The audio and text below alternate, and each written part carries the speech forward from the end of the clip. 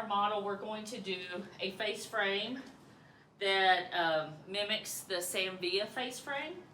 So anytime we're doing a face frame on our client, we don't want to go any further back than like the apex, maybe a little past it. We want to have kind of a straight vertical line with the ear, because everything that's in front of this apex and this ear falls to the face.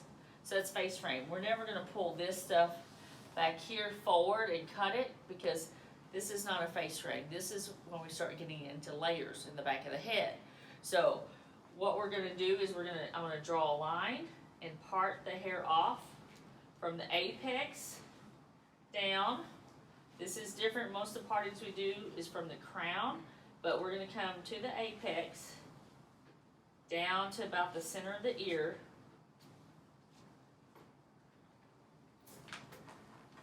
And I'll put this off.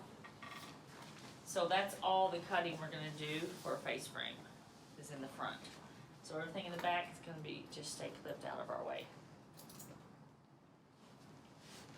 Okay, so she has a side part, so we always want to start, we need to know where our client's part is.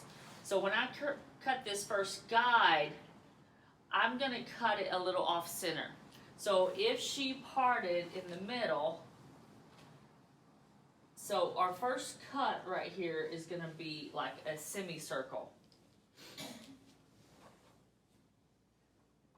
It could be a on hers, I may do more like a little stronger, like a triangle. If their hair is really thick here, you may want to do more of a triangular shape. So anywhere between a triangle or a little semicircle. So if she parted her hair in the middle, my cut line would look kind of like an oval or an A. So I'm going to go up and down here. So I would do that in the center. But since she parts her hair on the side, I want my shortest point to be here, off center, so my face frame looks nice. So what I'm going to do is I'm going to come in here and cut a little cheater guide, because it's hard to know if I'm holding this hair up how much to cut.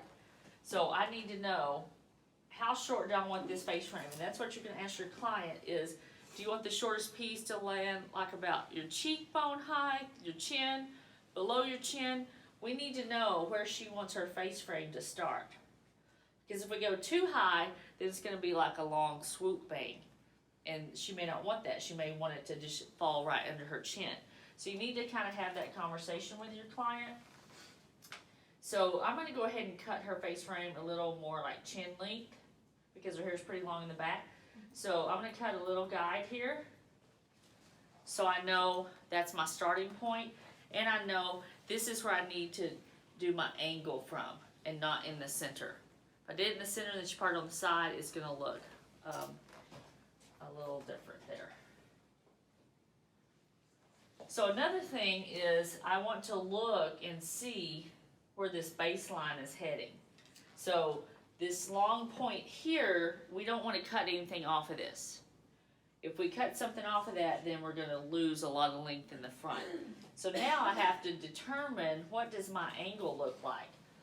So you can hold this out on your hand, and you can say, okay, or here I can lay on her cape, here is my angle. So when I do my first cut, you see I have a pretty steep angle that I'm going for. So I have to draw a line there and see this angle happen. If her hair is shorter, it might look like this. So how steep is this angle going to be? So I have to take a mental picture of that, of what it's going to look like. Same thing on this side. So this is the weaker side because there's less hair here. So we have to even be more careful, so you see how that angle is going to look. Okay. So I'm going to probably go ahead and cut the weak side first. So what I'm going to do is, a lot of times you can hold this all in one. And then you'll start, if it's a shorter face frame, you'll just start cutting up here, and then you're going to cut up this way. But I want to dissect it so you can see it better. So I'm going to just take this weak side, and then what I'm going to do is I'm going to start here, and I'm going to cut upward to that guide. That way it's spread out on your hand a little more. So now I'm gonna go to this side and look at that, and I have to keep that same angle going. Remember how steep is our angle? Am I gonna cut some off of this bottom here? I'm cutting some off of that because I had to take a mental picture of what that looks like. So I'm gonna hold this out here, and I'm gonna take my angle up.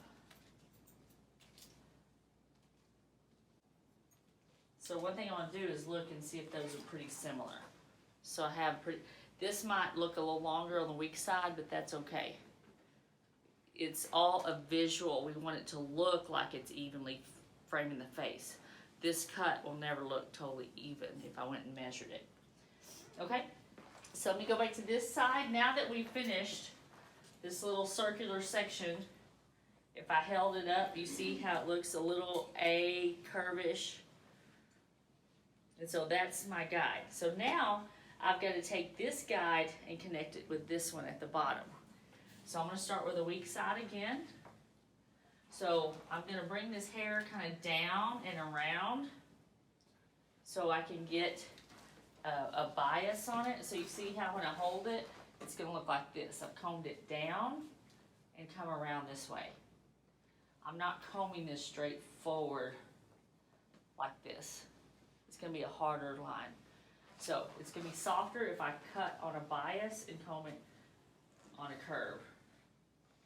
So now I see my guide right there, and I'm just laying this out on my hand, and I'm going to work up to that guide. Sometimes you may cut a little bit that was left over at the bottom, but that's okay as long as you connect that. So I'm trying to clean that up a little. And then when this falls, because I cut it on a bias, it's not a hard line. It's a lot softer. And with me elevating it, it makes it a softer line also. So now I'm going to do this side. So now I'm still cutting from that baseline up. I'm going to come down and around. And on this side, you may not be able to see the guide as much. Let me pull it this way. So you see better? Because you're still aiming for that guide, it's going to be stuck up here behind your fingers.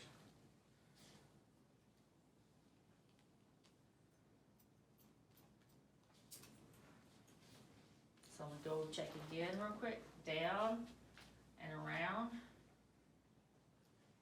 Just going to clean that up a little bit now that I can hold it better because there's not much to cut.